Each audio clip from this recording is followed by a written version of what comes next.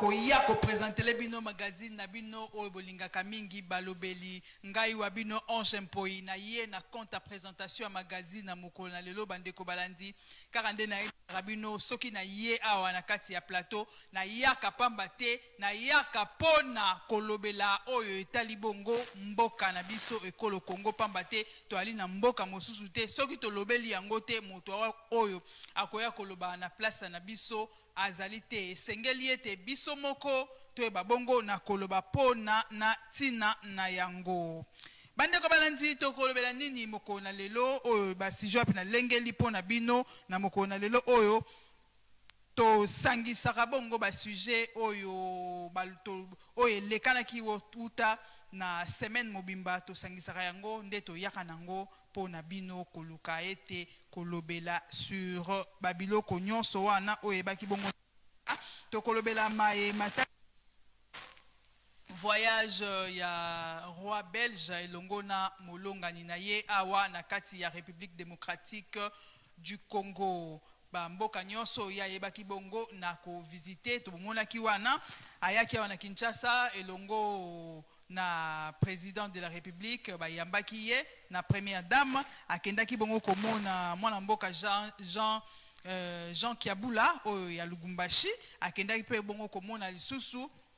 Docteur Denis Mukwege oyo ali bongo spécialiste ye oye ayebaka bongo na ko réparer ba oyo biso basi ba oyo nyonso bakutana na bambeba na matali bongo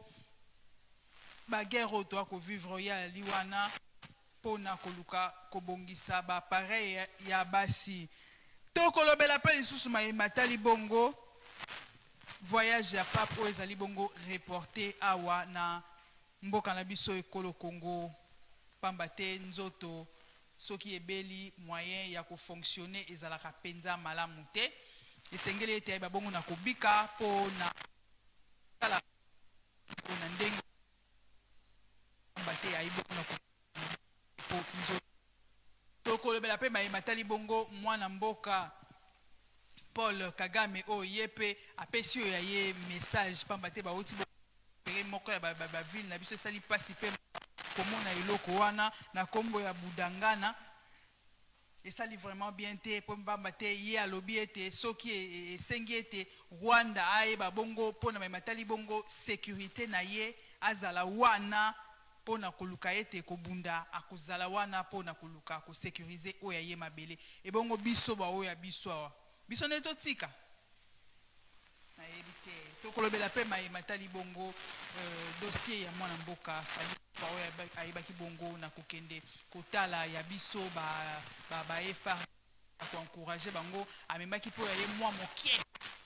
pona koluka ko encourager bango et puis pe mwana mboka na kombo ya Yusufa oyo azaki na concert na mboka ya Rwanda ayebaki bongo na kwa lengeli pona bino mayimaku ya koloba e ali ebe nakota mbala moko na shona pesa ba invité na ngambo te signe ya boyambi na biso kokotsa bango na kati ya ben ya moko na lelo na liwana na mwana présenter auprès ya baimboka bayeba yo Jiresa Engundu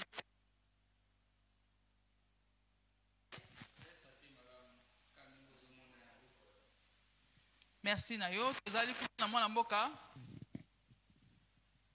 Merci monsieur journaliste, madame journaliste. Moi je me nomme le nom de Kisubi Boulo Mathias. Nazali moko ya mouvement na biso ya réveillez-vous. Oyo ezokambama na mwana mboka Doris. Naye lisusu liboso ya peuple congolais po à chaque fois na lekaka mingi kotalisa bango makambo oyo ezoleka na kati ya mboka na biso. En plus nazalaka mutu oyo soki namoni eloko ezokende malamu te mingi na interpellaka bakonzi po bayeba besoin ya peuple.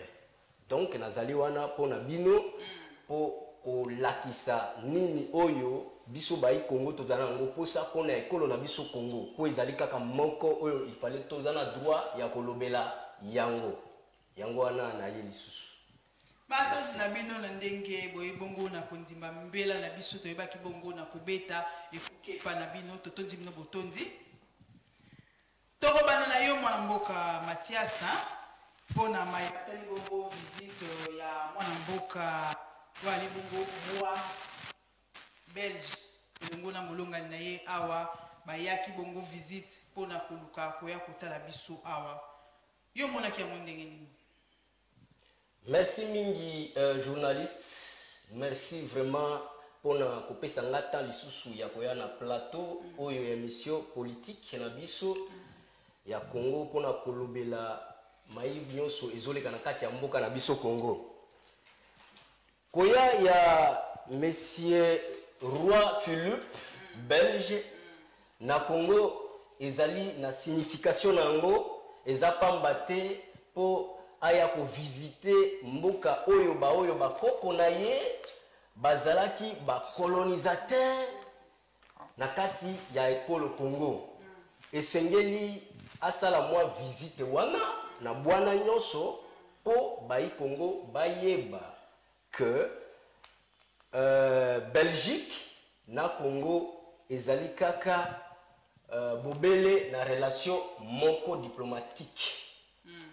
Alors, koya na ye toyambie na esengo po tomoni roi akanisi biso depuis ba époque wana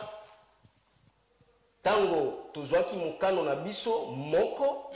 que bango ba mérité lisusu ko diriger biso te biso moko tokozwa en possession ya administration ya mboka na biso biso moko. Alors lokola ye et salut moi et Sengomuke et la kisi que on est à cœur na bango bango pe bazali na donc na bonne relation na biso pe bazali na bolingo pona ekolo na biso Congo. Koya na ye wana na kolobela yango peut-être 2 à 3 volets lokola aye ezali mabete. C'est normal que aya ko visiter Congo oyo ezalaki sous l'indépendance na bango. Koya ndenge aye mokonzi nyonso ayaka pamba te ezalaka na mwa eloko oyo pusaka mokonzi abima po akende. Lokola pe amemeli biso molongani na ye a accompagner ye, c'est ça un roi. Le roi ne peut jamais se déplacer, aller quelque part sans même être accompagné par sa femme. Comme sa femme était à côté d'elle, de lui, et sali-moi malam. Pour mingi mubali azalaka soki azali à côté ou bien azali pembeni ya mwasi na ye. Azalaka na mwa ba réserve moko boye oyo ke akoki ko dégager na miso ya bato po mwasi wana azali ko maîtriser na sens wana. Koya ya roi Philippe peuple congolais ba nyonso bozolanda nga na minute oyo tozali koloba na équipe mobimba oyo tozana yango na kati ya plateau esengeli ke boyeba Congo oyo ya biso ezali mboka moko enviable. Ezali mboka moko ke mutu nyonso oyo azali nzinga na ba pays mosusu ba occidentaux ba américains et tout autre pays ba enviaka mingi po ba ya ko visiter yango. Alors, eloko moko epusaka mbuka ezala na mwa kokoso, c'est parce que moi mobulu ezalaka mingi na kati ya mboka. Totonzo botongo mboka tozongela yo, topesa pe maloba na mwana mboka Jires Konga. Boye ya mwana mboka roi Philippe yo munyango ndenge nini awa na kati ya République démocratique du Congo. Bon, boye ya roi Philippe roi ya Belgique na kati ya RDC na biso selonga nazomona yango eza nango malamu mingi parce que soki otali bien selon histoire na biso ya mboka, c'est-à-dire que avant 60 jusqu'à ce que toye kokoma pe na 60 jusqu'à nos jours ba belge bazalaki bato moko babandaki ko manipuler ba congolais na ndenge moko toujours kaka ya mabe.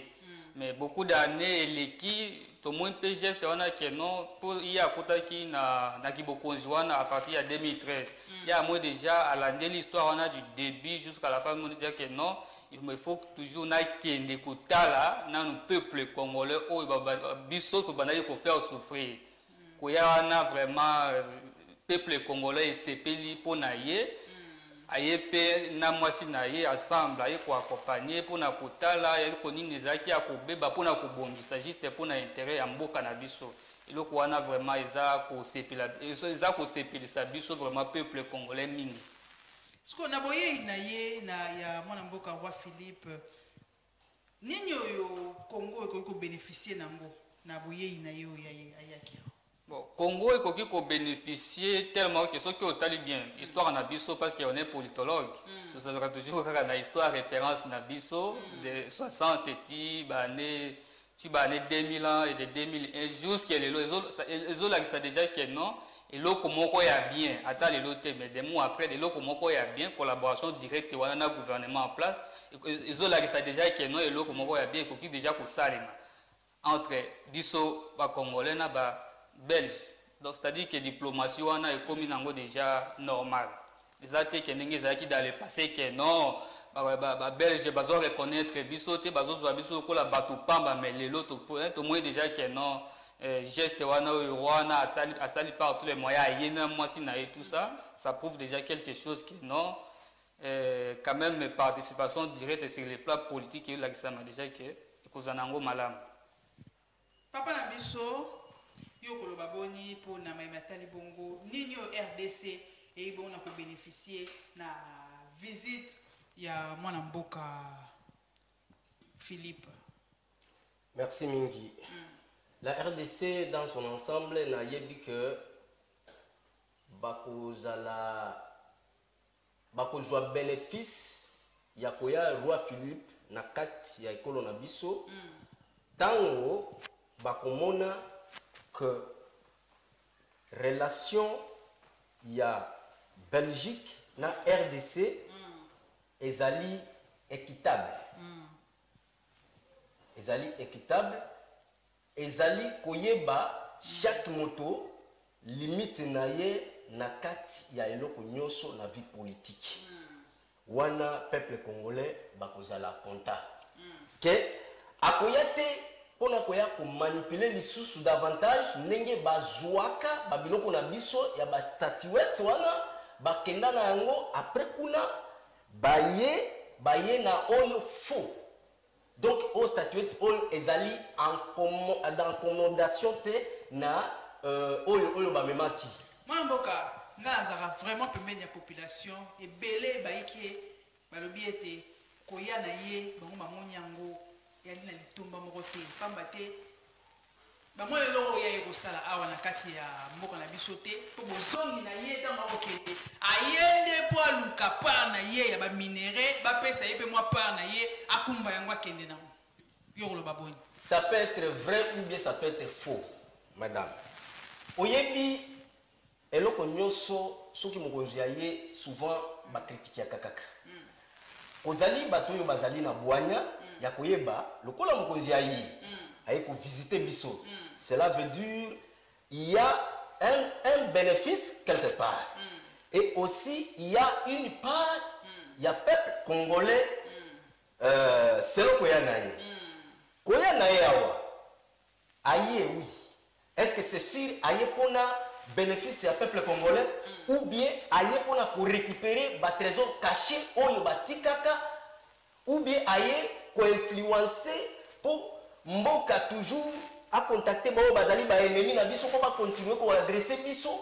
pour côté na bango kuna ba guerre ezali ezoleka Russie azali ko abattre bango alors alingi aya ko lakisa c'est comme si azali bomoko na biso au moment azali na biso te alors na sens bien soki aye na ndenge ya malamu pona ko kotombola ekolo na biso Congo ke kolakisa bato mosusu voilà Congo ezalaki colonisé na biso alors toye ko appuyer pour que le Congo ait développé et avancé, là on est d'accord avec lui. Mais si aïe na lo lenge ya ko détruire ou bien comme ma politique interne ya ko banda ko chichoter ou bien ko acquiser, là tokozala prendre yete pour biso déjà aussi to débarrasser na bango bakenda batika mboka na ndenge moko oyo, même si mwana oyo autani kobota na minute soki amonaki yango mbele alingaki pe meme tapo ya Jeremy okosunga biso na mwa bilili wana bokomona oyo azalaki bongo pe na Lubumbashi oyo azwaki pe mwa maloba sunga biso na mwa bafoto wana bokomona azwaki maloba liboso ya baétudiant oyo azalaki na message moko pe apasaki epa na bango wana akendaki na mboka, akendaki na Bukavu kuna akutanaki elongo na mwana mboka Denis Mukwege bokomona na bilili wana. Donc asalaki penza mwa tournée moko ya mwa mulai tango ayaki awa pamba te ayebaki bongo pe na koluka ko décorer moko ya anciens combattants ou abunda la première guerre, la deuxième guerre mondiale. Hein? Oui. En tout cas, et ça là qui malamu mingi comme na yekoya koluka ko décorer. Est-ce que moi mboka na discours oyo ya ebaki bongo na kotenir nini ya balonga oyo to ebaki bongo na ko simba tango azaki boso ya baiki ba ndeko na biso ba étudiant to simba nini oyo lobaki bongo eloko oyo nga na simba ezalaki ya malamu parce que nga nakoki kolobela te eloko oyo ezalaki vraiment mabe mpona soki eza mabe na kodénonce yango. Eloko oyo vraiment na appréciaki mingi eza que ndinga reconnaîtraki déjà bien avant que dans le passé collaboration directe ezalaki vraiment te entre Belgique na RDC. Mais tellement que yé moko aye sur terrain akuti ba autorité na biso ba sololi yé pe a s'excuser na o elikaki wana ti lelo to moni asalaki awa na Kinshasa asalaki soki 2 jours 3e jour aki na Lubumbashi akuta nda ba étudiant Jacques Yabula akuta nda ba étudiant ba sololi ayebisi bango oyo il faut kosala na oyo quand même ekoki déjà kosala ete Congo ezaka toujours en amitié na pays mususu oyo tobengi Belgique. Yango wana geste wana nde sali par tous les moyens que non toi apprécier quand même na geste wana oyo asali déjà une partie na kati ya mboka na biso. Koya ko décorer moko ya ba anciens combattants yo esalaki yo ndenge nini? Bon, eloko ya ko décorer parmi ba anciens combattants wana nga nazo trouver encore un peu drôle. Dans le sens que tout ça la biso na ba autorité na biso ba koki ko ça la par tous les moyens mutu wana azala quand même ko décorer comme il faut. Mais ba yemba la moko ye président de la République azwa charge wana ya que non ake ko ça la mutu na ye même nationalité congolaise mais ye andimaki pa po tango ye Félix Tshisekedi akendaka Belgique ou n'importe quel pays eloko wana oya bayaki kosala na mboka na biso etikala kosalema te ko ils ont prouvé déjà que non moi handicap moko boye c'est comme si le président na biso aza un peu complexé na makambo mosusu parce que makambo wana ezotala mboka na biso ezotala Belgique te ezotala France te ezotala États-Unis ezotala nde mboka na biso, c'est-à-dire que biso nde fallait tous à charger na eloko wana. Mwana mboka yo koloba boni pona mai matali bongo décoration wana ndinga kendaki bongo décorer ancien combattant wana. Merci mingi madame la journaliste. Moi j'aime souvent tes questions là que vous êtes en train de me poser, ça me fait du bien puisque le peuple congolais bango nyoso il fallait bayo kabaye ba makambo tizoli kalakati ya mboka na biso. Puisque mboka na biso ezali ezo connaître connerie mingi na makambo oyo biso tozali responsable ya kosala yango. Bien que roi ye asali moi acte honorifique ya ko décorer l'un parmi les combattants de la guerre de deuxième guerre mondiale la kati ya ekolo na biso wana nakisi que dans le passé la RDC ezalaki mboka moko très fort.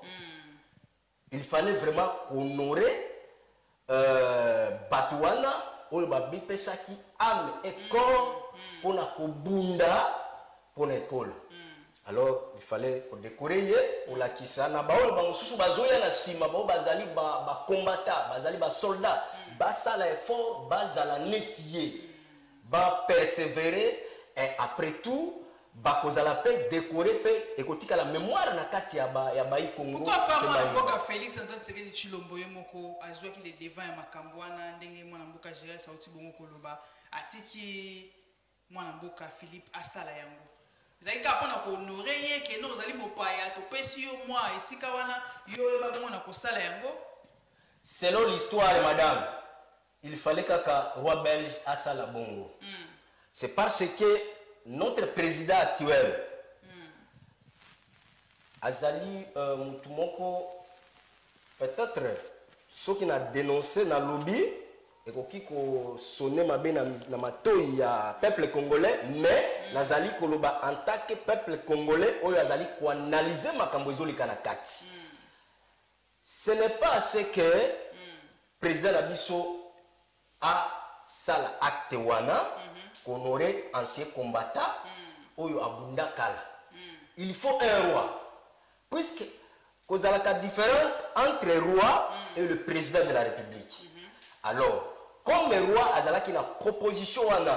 que a saleli yango ya koya na kati ya Congo, c'est au moment que le président Nabiso a payé honneur wana,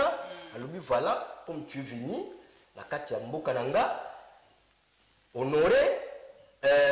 parmi les anciens combattants, il y a Mboka Nabiso. Il était prévu aussi, notre président, il pouvait le faire. Mais tellement qu'à Koutani na Mopaye, en plus, na époque wana bangwana ba si wana ba bundaka, ezalaki époque coloniale, ezalaki tozalaki na noté na indépendance, tozalaki sous-dépendant. Il y a ba belge. Alors il fallait bangonde aya ko honorer lokola sali. Et ça, la fierté en Mboka Nabiso, donc, tu as reconnu dans Mboka que Congo, ils ont un vrai combattant, et Yebaniti dans Mokili Mobimba. Et dit que le roi belge Aya Assal a posé acte dans la mission publique dans Mokili Mobimba. Et mona que même si Congo est allé agresser comme ça, mais Congo est allé dans bateau Oyo, Babandaki pour défendre Mboka dans l'olenge nyonso. Alors, il fallait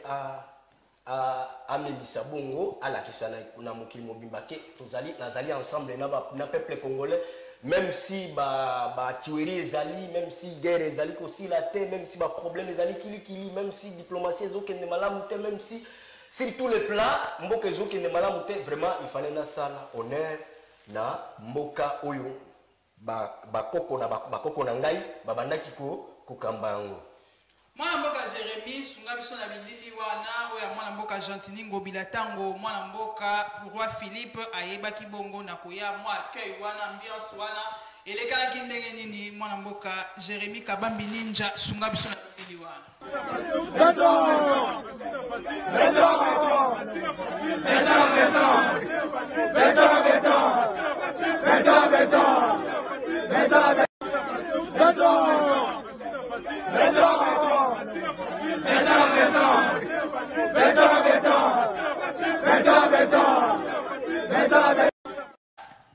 Ben voilà, oitu wana kolanda milili lolenge kani mwana mboka Gentini Ngobila akokumisa oya ye président na miso ya mopaya oya yebaki bongo na koya kotala biso maloba mboka oyo mwana papa Gérès yo koloba boni pona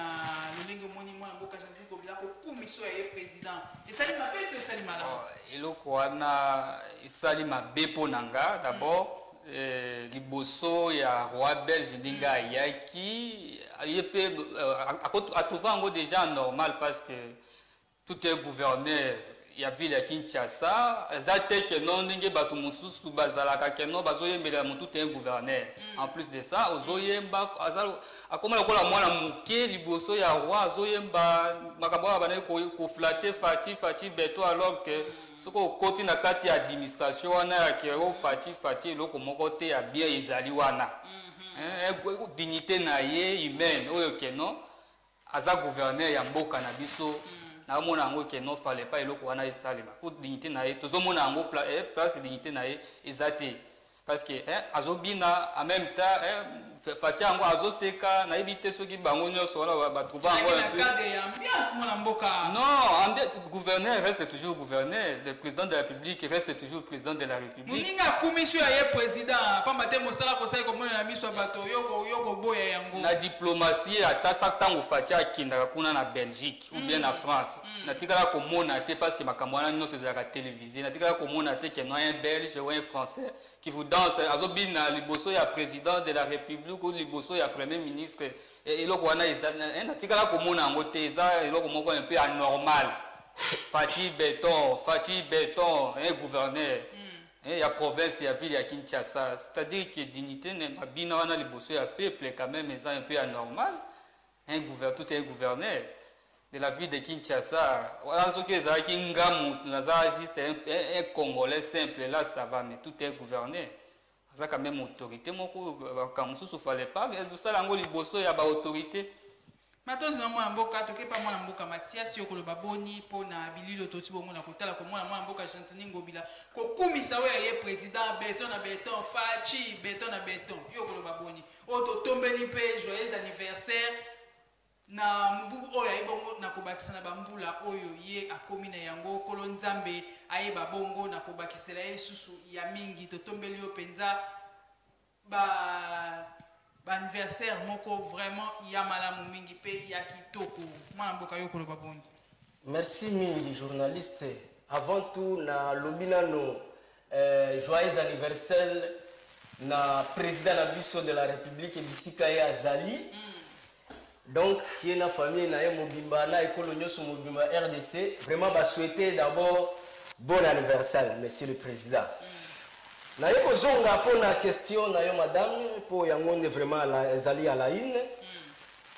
pour na likambo ya gouverneur monsieur Gentini Ngobila ko poser ba acte vis-à-vis na ba autorité mosusu ya koyembela mokonzi na biso Fachi. Bon pour moi madame na koki ko joango na angle mibale tantôt ekoki ozala malamu na ka ya komona ke roi aye azali liboso na bango po il fallait asala moi mouvement wana po bato mosusu bazala motivé na sens wana na koki ozwa na sens mosusu na kozwa na sens wana po natali très bien que même roi David abinaki liboso ya roi puisque moto ayaki azali roi oui esengeli ke moi mouvement esalama. Mais ce n'est pas pour extrapoler ou bien pour escamoter les choses. Comme à Salaki, dans le sens c'est ma belle Léanwana. Pour le Kola Ozali,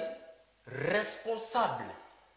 premier citoyen de la ville province de Kinshasa. Il y a toutes les institutions provinciales à main. Ce n'est pas que yo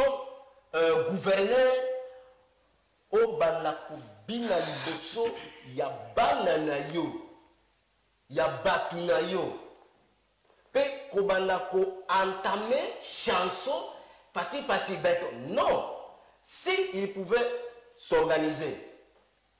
alingaki aluka groupe moko ya batu oyo bazali zinga na ye alobi lokola tozo kende ko yamba mopaya mokonzi. Alors il fallait étape telle pour ça la boy acte à danse boy alors ngana kozala wana na kobanda utala rabino ndenge bozali kosala ndenge bozako yamba mokonzi ezate pona ye moko nde abanda ko binaka abanda ko tindaka ba chanson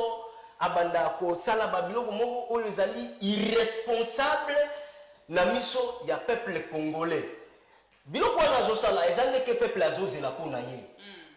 Il ne répond pas aux questions du peuple congolais. Depuis Abandaki qui a annoncé que Kini Bopeto, jusqu'à maintenant, il n'y a rien. Il n'y a rien. En plus, ils ne font rien avec ces troupes. Zando, depuis détruira Zando, jusqu'à maintenant, il n'y a rien. Jean de Tongamite et Baby et Tikalika Bongo. Babylon Kouana Azosala ke oh béton. Cela veut dire quoi? Ça signifie que Balingi va bétonner toujours RDC. Que l'autre moko malonge ko bimate na kati ya mboka oyo. insalubrité ezali partout eau stagnante ezali partout na ville rôle na nini en tant que gouverneur abimi awa abengeli biso soki moto wana ya nani ya kote ya nani ya Guinée équatoriale na mwasi na yawa Eudoxia baya soki nini baya kolakisa biso nini sensibilisation nini bango bakomema na kati ya ekolo na biso au moment RDC ezali na ba homme intellectuel bao bazali na capacité ya ko stabiliser mboka eloko nini ezali biso kozangi basi ya nini ya tolo minene ou bien ya femme ya minene non ou bien kozangi mibali ya mikuse awa na RDC bakoki ko sensibiliser que ye azo initiative wana amema batu bon lokola nazala posa ke mboka ekende malamu abengi mutu moko oyo ke ayebi aza mukuse na mwasi moko ya munene porte par porte il fait là donc la politique la stratégie politique de la proximité de bouche à l'oreille donc porte par porte pour qu'on ça l'assainissement ya mboka eza ba biloko wana te ya fati beto ça fait la honte ça nous déshonore même si roi azalaki wana ça fait mal comme on a un grand monsieur lokola ye oyo azali na responsabilité monene na kati ya école abanda kosala ba acte wana ya ba danse liboso ya batu na ye donc esali mwa biso mwa kokoso na motema si vraiment nazalaki mutu mususu ke nazali na c'est parce que je suis un bas peuple je n'ai qu'à dire mais avec constitution ya biso na article 23 epesi biso opportunité ya chaque congolais à s'exprimer na ba opinion na ye publique pona ko lakisa ke non mboka ekamamaka na mutu moko te mboka ezali ya batu nyonso alors ezalaka na ba processus c'est pour moto akoma na esika songolo pakala lokola ya azali si c'était comment que tout le monde biso yoto ngeto zala wana personne ne pouvait pas diriger une autre personne maintenant je demande mboka to okima na sima ya ngonga lelo yo moko ya ba première dame na biso na kombo ya Denise Nyakeru pour comme de nos vice-présidente organisation ya ba première dame d'Afrique pour na Maïmatal Bongo développement au pédale de na poussé yo koloba boni mboka Jeresa bon eloko wana na koloba la sens oyo keno eza honneur pour na mboka na biso sikoyo un plus ya kokende contribuer kuna na kati ya organiser là où place oyo ye ba voter loko ya présidente ya vice-présidente ya au pas de wana c'est plus mieux que makambo ya kokende faire contribuer kuna aya quand même parce que moi si ya mokonzi aza toujours mokonzi c'est-à-dire qu'il y a koki kozwa tant ya kovanda na mobile na yeke no bango mundu ale bavandi bazo lobela si quoi faire pour développer mboka na biso eza te ke non bozwaka toujours ba titre ya libanda siko administrativement c'est-à-dire que na mboka na biso peuple congolais eloko moko ya bien eza na ngote siko bato mususu ba ke non bato wala basana ngo bien ba nationalité ba lobela kabino alors que biso toza bakolo bato wana toza ko profiter eloko biso voilà tozo bénéficier na eloko moko te na ko sepela mingi ye quand même pokuna akozwa temps ya ko kamba titre bango ba PC wana c'est-à-dire que aya pe na expérience wana ke exploiter ngo na mboka na biso pe poto kene pe liboso ezate ke non ba pays mususu ou bien ba organisation mususu ba profiter na sagesse na intelligence na biso na sens wana ndenga na mais sinon eza honneur pour na mboka na biso na mboka Mathias yokoloba nini pour na vice-présidente ya ba première dame nyonso ya Afrique c'est bien et ça moi honneur souvent puisque je suis en train de rebondir ndenge moninga nanga uti koloba et ça moi biso fierté mo boye comme on a que parmi de grandes dames ya Afrique ya biso aponami parmi ba kambi ya structure wana ou bien ya organisation wana eloko oyo ezali ya motuya soki bapesi responsabilité ya kozala mokonzi ezalaka nini comme baresponsabilize ye azala vice-présidente ya organisation wana il fallait nde ase comporter lokola responsable puisque puisque lorsque azakuna bato bazala il y a les responsables était ne lobeli na yo mwana non azali responsable nazali ne ko interpeller ye que a se comporter lokola responsable ayeba mukumbo ba memisinga ezali pona honneur ya mboka nanga Congo si soki na gérer mabe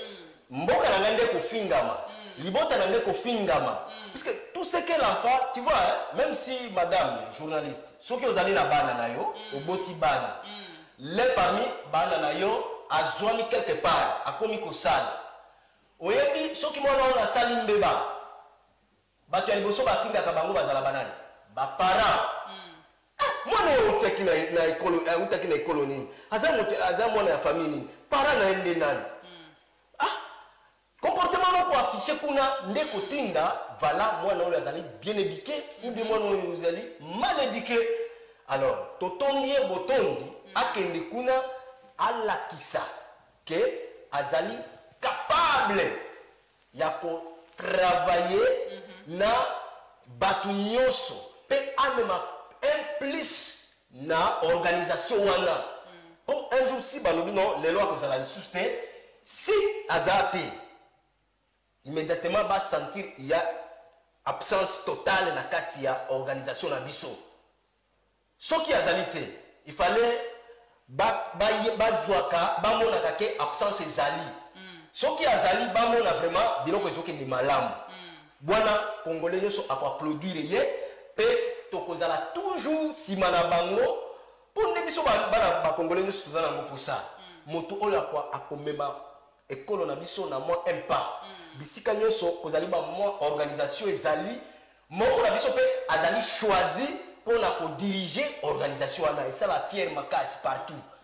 esala bien alors toko senga kaka nzambe apambola ye akende malamu tokozala na sima na tina mabondeli po puisque biso tozali peuple laïque tozali pays laïque tokoki kotika te ya biso soki apondami bongo tokozala na sima tokobetela maboko ti akende malamu tokokima na sima ya ngonga mwana mboka Jérémie sunga biso na bilili toke wana tomoni mwana mboka Fally Ipupa na ndenge ayebaki bongo na kokende kosala oyo ayepe mwa badon na niveau ya kosoutenir ba FRDC na biso na ba effort nyonso oyo baza kosala po na mayimatali bongo ekolo Congo mwana mboka Jérémie Kabambi Ninja bilili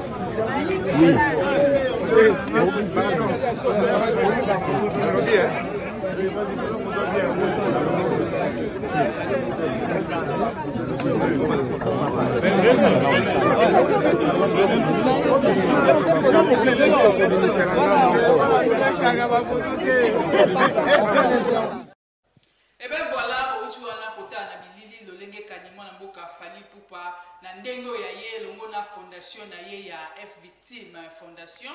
Fally Ipupa Fondation ayebaki bongo na kokende kotala oya biso bandeko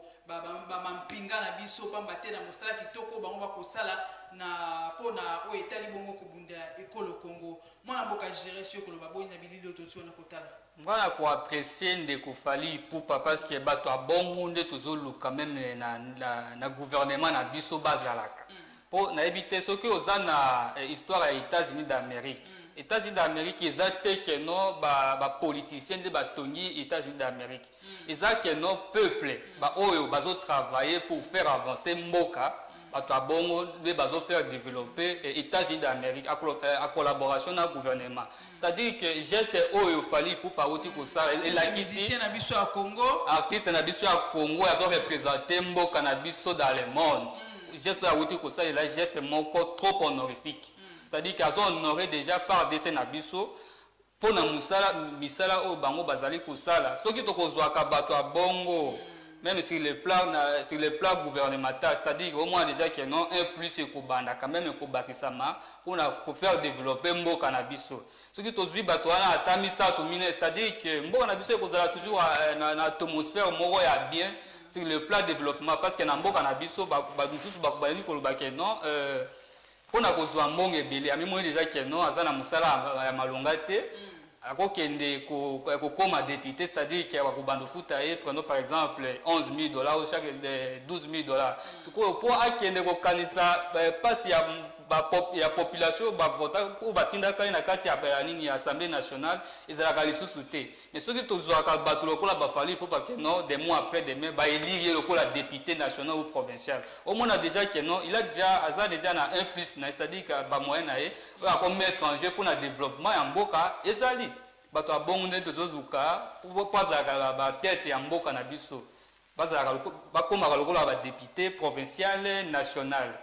que tozwaka bato alolenge que non azana eloko te ake koluka mbongo na politique, alors que politique eza wana pona ko faire développer mboka koluka le temps qui azosoma ba immeuble par-ci par-là, est-ce que ba immeuble na France na Belgique les biso peuple a travaillé pour l'intérêt ya mboka yo pour copier sous mboka voilà eloko wana tozotele melango de ko fali mwana mboka Jires to pesa maloba na mwana mboka Mathias yo koloba boni na bililo tochwa na kolanda journaliste nanga vraiment matondo mingi c'est bien kolakisaka bana ekolo Congo babiloko wana bazala exemple lokola artiste na biso musicien Fally Ipupa asali moi amour patriotique na kati ya ekolo na biso ko soutenir ba FRDC bao bazali na front o bazali ko bundisama na ba terroriste M23 oyo bazali appuyer na Rwanda na Burundi pe alipeka yebo kote to moni pe mwana mboka Yusufa o yepe aboyi ko beta concert na ye na mboka ya Rwanda po na kaka lulenge ba Rwandais ba ali na occupation awa na kati ya mboka na biso kwa mboka na biso eza vraiment na occupation ba boyi bongo abia ko beta concert wana. Oui, c'est ça l'amour, ça montre toujours que Youssoufa il est vrai congolais. Azali na souci ya mboka na ye que abimanano akende ko sepelisa bato mosusu kuna au moment bao ye alingi akende ko sepelisa bango na mboka na ezali agresser na bato wana. Non, ça ne se fait nulle part. Azali neti ko se moquer na mboka na ye. Il fallait annuler azonga aye banano ko joie donc solution pour na ekolo na ye. Ko soutenir ko ba soda ezali malamu mingi. Ezali malamu mingi po lelo soki toza komimona tozotambola na kati ya ekolo c'est parce que tozali na sécurité. Soki sécurité ezali te tokotambola te, Congo peut coexister te. Alors il fallait qu'on soutenir bango comme on était fait la semaine dernière la marche populaire Maman papa ngai tolo balingala marche populaire wana to salaki pour soutenir ba FRDC bo bazali na kati ya front kuna. Pe gouvernement ayeba ko améliorer salaire ya soldat. Soki balingi vraiment que soldat atika la dynamique azala serré na combat, il fallait salaire na ezala permanent, libota na bazala bien bazwaka ba vivre frais chaque fin du mois bazwaka yango. En plus eloko mosusu ezali ya mabe madame komona baoyo bayi bato ya politique na Congo na biso bazali ko détourner mbongo ebele koleka au moment basoda bazali ko kufa kuna. Si parmi ba autorité na biso bazo sala ba détournement de dernier public bazo sala ke soki a détourner mbongo yango pe asali moi appui lokola Fally asali a détourner yango ake ko appuyer asali moi acte wana ko appuyer ba soda asombeli bango ba biloko wana et ça l'appelle moi détournement pays oyo ya enseignant na niveau ya Nord Kivu mbongo ya bango et uti kozala pe détourner. Madame surtout vraiment oyo ezali kambo toujours bato nyonso na Congo bayebi baoyo bazali ko kamba ekolo bazali ba prédateur baoyo bazali ko kamba ekolo na biso ce sont des hommes sans cœur bazali ko kamba mboka sa bolingo patriotique donc bolingo ezate vis-à-vis la population ba toujours lingana te bazakaka Congo frère égoïsme tribalisme donc favoritisme boye oyoke baonde ba mériter kolia ba musu ba mériter te kolia alors yo kozala mokonzité soki peuple azate il fallait moko azala na se mosusu amata likolo c'est ça. Alors soki ba détournement wana ba enseignant wana au détourner mbongo na bango ya kamwa salaire wana ya peteke ezalaka pe honte na kati ya mokili mobimba. C'est le seul pays RDC où le enseignant bazali ko futama médiocritement. Enseignant ont touché 200 000 francs par mois. En plus, azali ko toucher en côté chaque fin du mois. Après ko toucher en mois après 6 mois.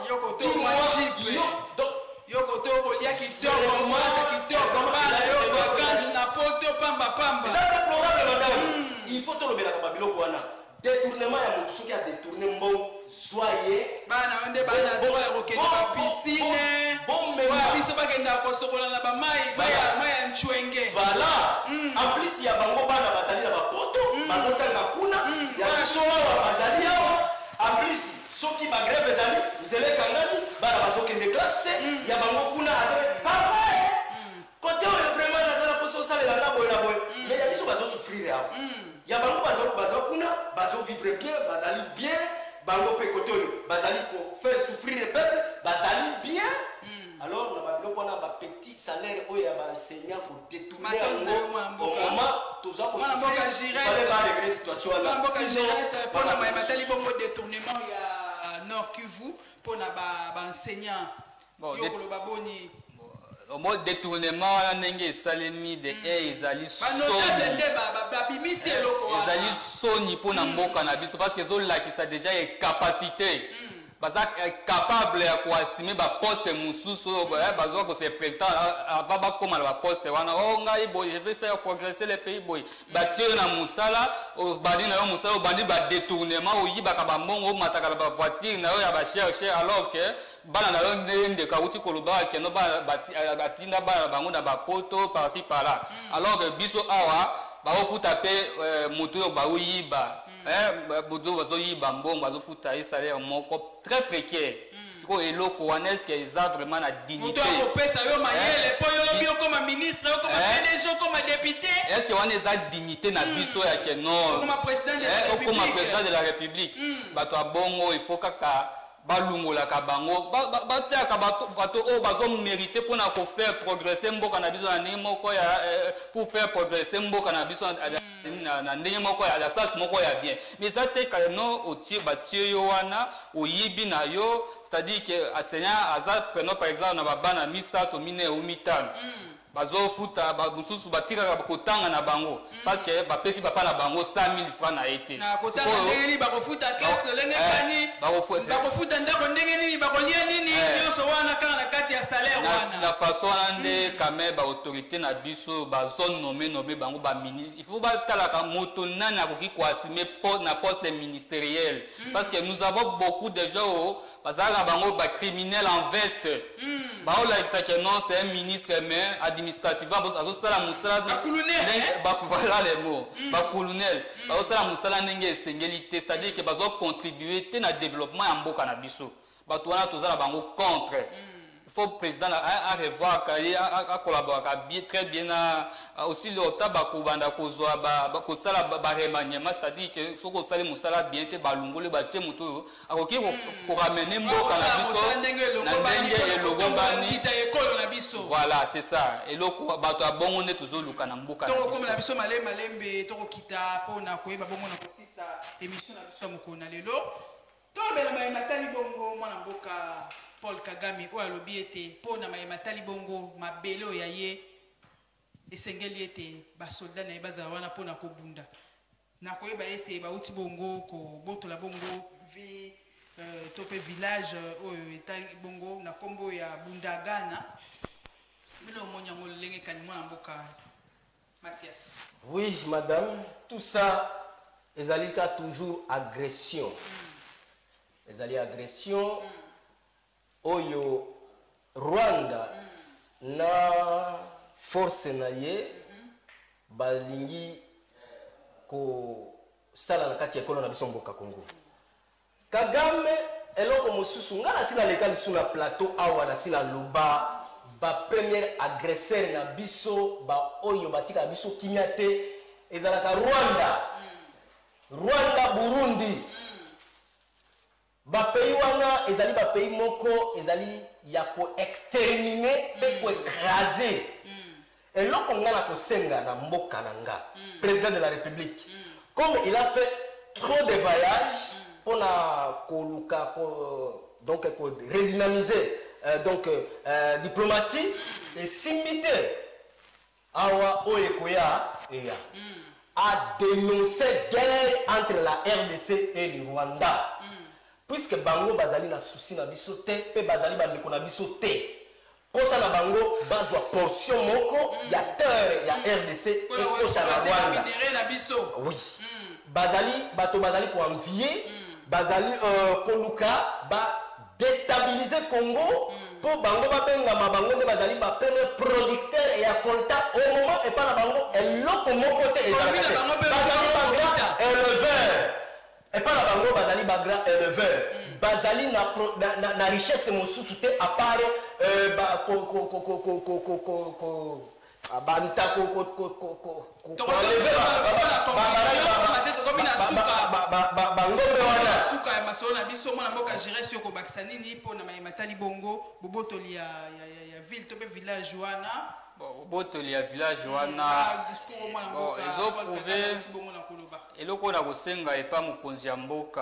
il faut nanu akata déjà ba relation au yabiso Congo na Rwanda parce que batouana depuis l'histoire depuis le début de notre histoire au moins déjà que aussi babalai ko toujours ko agresser biso ko lukaka biso na makamu suso biso tozo sala ngote M23 ezolo ba makuna na c'est-à-dire que bangonde bazo bima na sima M23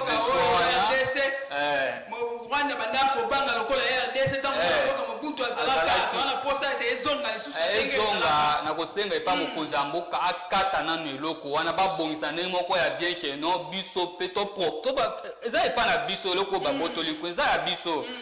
babotoli biso pona ni c'est-à-dire que collaboration directe ya président na biso na ye eza nango te c'est-à-dire que basola na ndenge moko ya bien que non mabele wana eza ya biso ba congolais exacté que non bango ba tinda ka basona biso si ça biso mokona la bango pesa conclusion na yepi mwana mboka Mathias ba bongo na conclure pe yebisa biso c'est to sala lo lenge kani pona kuluka bongo ko sécuriser oya biso ba frontière na biso totonga miraille de Chine na tuna ka mwana mboka na émission la fois passée to sala ndenge nini lenge Chine ba bongo ko protéger ya ye to sala ndenge nini pona ko protéger frontière na biso de façon que oya za na Rwanda tikali na Rwanda oya na RDC tikali na RDC bon ngana koloba eza que non président de la République oya biso mokonzi mboka il faut avana na Paul Kagame ba vandi ba signer ba bengisi ba président mususu ya ba ekolo mususu témoin ngana signer boy parti o eza parti ya biso ya mboka Congo parti o eza mboka ya Rwanda soki erreur esalemi que non bango ba koteli biso to kosala eloko moko boy tout ça donc on a déjà que moi changement ekoki kokota pona ko ramener pe parce que ba congolais belé bazokufa kuna bazokufa lokola basoso alors que ce sont des personnes humaines o vina bango eza sacré eza lokola ngana yo lelo na Kinshasa to na biso moi bien mais bango kuna bazola la pongi ya bienté siko yeloko wana il faut quand même le président na biso azwa décision pour na stopper makambo wana parce que bazokufa eza mawa pona bosuki sibongo masolo na biso mokona lelo yo koloba nini na maimanso to ibongo na kosola na esika comme conclusion na mokuse penza ngana koloba to président na biso azwaka toujours en plein ya ko travailler ya ko ramener mboka na biso à l'endroit voulu c'est-à-dire que ko travailler comme il faut pour na ko tombola ekolo na biso Congo po Congo na biso soko okenda ba pays mususu baza toujours connu na ba mauvais sens alors que soko ostari na ningi ya histoire na biso quand Mobutu était encore président de la République dans ce pays on a dit que non ba Rwandais wana ba ekolo bani ko blaguer na biso c'est-à-dire que ba président na ba autorité na biso pour ba revoir eloko moko ya que non biso pe to zaka toujours autonome to zaka pe quand même bateau que non ba olobela biso sur le monde Parce que ce qu'on tali bien en Afrique et en Bisso, le Rwanda. Et ce sont des Noirs comme nous. L'Afrique du Sud, ce sont aussi des Noirs comme nous. Actuellement, Sénégal est un simple cacao et pas mana bachide. Qu'est-ce qui fait que que Bisso na Congo balobela Bisso ti. Matos na mwana mboka Jires na wana ndeto ebongo na kusisa. Papa na Bisso Mathias yo kolobani na memoso ebongo na kusoya na esika comme conclusion na yo na oyo. L'émission na biso balobela mukona lelo. Merci mingi journaliste madame. Pour na oyo nyonso touti koloba na esika oyo ezali tout juste ko interpeller peuple congolais bayeba ke na kati ya mboka kozali kaka bana oyo bazana posa ya mboka et avancer. Ba oyo bazana posa mboka même si ba problème ezali ebele mais bazali batwana bazawana pona kolobela bango. Problème entre biso na Rwanda, madame, j'insiste sur ça, pour éviter des problèmes et les agressions et les incursions. Il y a des rebelles, la kati ya mboka na biso, il fallait que ton amir, il y a que séparer biso na Rwanda, mir et tongama. Puisque ceux qui, camarades de Nangad Yaouti Koloba, non, il fallait président na biso, à ça, accord avec le président Kagame, non, il a presque tout fait. À Saliba voyage, ils ont simbaté, à redynamiser donc diplomatie, ils ont simbaté. Alors, il faut qu'elle prenne des dispositions en tant que chef de l'État où il y a la souveraineté, il y a Mbokanaye. Tokat, donc relations diplomatiques na Bango, le col a suspendaki, Makambo ya vol, ya Rwanda na Katia na Mboka na Biso. C'est bien. Circulation aussi entre la frontière rwandaise et congolaise et Katana. Donc, Makambo Nyos, Oyo, Tozalaki na Bango, comme les amis, comme les voisins, et si là, chaque moto a joie, et là, naye, peut avoir responsabilité naye en tant que chef de son État. Ndezabungu. En plus, Mingi, il fallait tout soutenir ba FRDC. Gouvernement et soutenir. Mais c'est ça, ma konde, na zone kuna. Pour souvent, la actualité, la biso tolobe la kayete. Alors, il est le gouverneur et le premier ministre, Yakati Moko, Azali n'a pas de rôle et n'a pas de Moko, Azali n'a pas de projet, mon côté, le peuple congolais, qui a initié ce projet-là? C'est le premier ministre. Rien! Il ne fait rien. C'est lui qui gère la politique publique du pays. C'est lui. Du gouvernement, c'est lui. Il fallait pas. Naïke Azola qui ça, comme il fallait, il a fait. Accompagner. Situation, il y a FRDC. Va régler situation à FRDC. Chambarder Rwanda. Il fallait écarter le pays rwandais dans l'Afrique. En plus, la tribu, il faut que ces tribus-là disparaissent dans l'Afrique. Puisque Mathias. Et bien voilà, bandeko balandi, bouti wana koyoka lolenge baimboka ba oyo to lenge la kipona bino baibongo na kosombitinya oya bango makanisi pona maimanso oyebi bongo na koloba mana oyo esika tope na oyo nyonso ndela bakabiko tongisa République démocratique du Congo bayaki ya kosombitinya oya bango makanisi ngai wa bino Ange Mpoi na komi na suka ya magazine na mokolo na lelo. Na kosisa magazine ote sans pour autant pour remercier ba banso oyo bayaki bongo na kosunga biso po ete ba bongo na ko babilili oyo boko mona e ba bongo na kokomela bino na bandaku na moni wana mwana mboka Stani Bakwa na sima ya caméra na moni côté réalisation pe montage mwana mboka Jérémy Kabambi Ninja na moni côté production mwana mboka Michel Gangia na robosa na te coiffeuse na ngai na kombo ya Claudia Dimbu oyo ako sala toujours musala ndenge longo bani